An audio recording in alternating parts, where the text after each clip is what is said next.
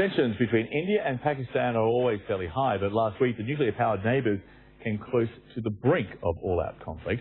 Both countries have fired airstrikes at each other since the middle of last month, claiming they were provoked by the other. The situation has calmed now, but the threat of war still remains.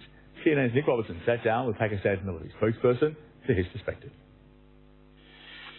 How close did the two countries come to war over these incidents last week?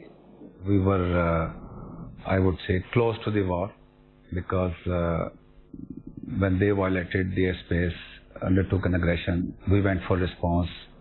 Did handing back the Indian Air Force fighter pilot, did that help ease tensions?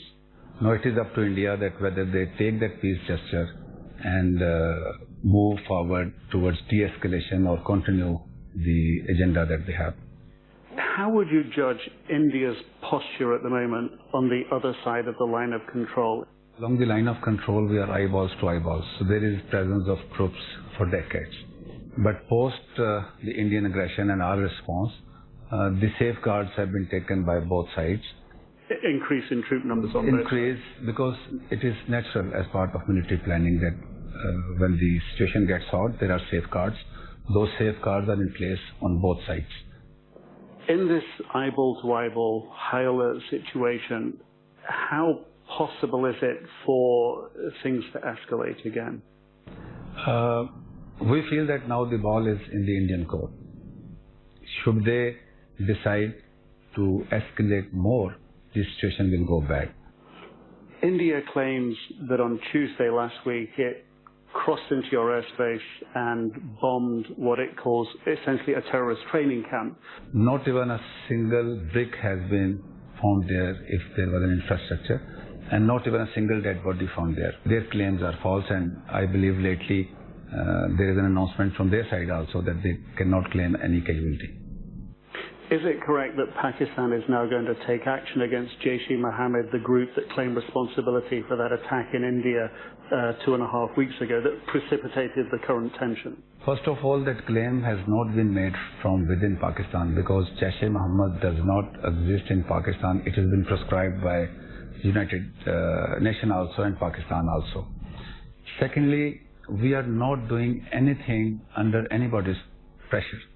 So does this mean, in light of what's happened, without international pressure, but in light of what's happened over the past few weeks, that an increased effort will take place to root out any groups that might destabilize the situation in Kashmir? For sure.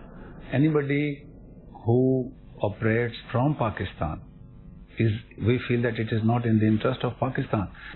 Instead of blaming Pakistan, it is time that the world should assist Pakistan, facilitate Pakistan in getting rid of such organizations.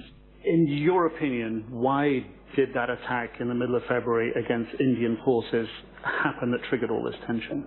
The answer to this question lies in the United Nations Human Rights Commission report issued lately. If you suppress the local population to the extent that they are being killed, they are being raped, they are being given pellet guns, so there is a natural reaction. This is what you're saying that Indian forces are doing? Yes, the Indian occupation forces, and this is not that I am saying, it is there in the United Nations Human Rights Commission report. So the world has to see that what is forcing the Kashmiri youth to go towards violence. So instead of looking towards a framed allegation for this incident, India also has to look inward that why these incidents are happening. We have to move towards resolution of Kashmir because this issue, Kashmir, is a flashpoint for the peace in the region. CNN's Nick Robertson there with an interview with Pakistan's military spokesperson.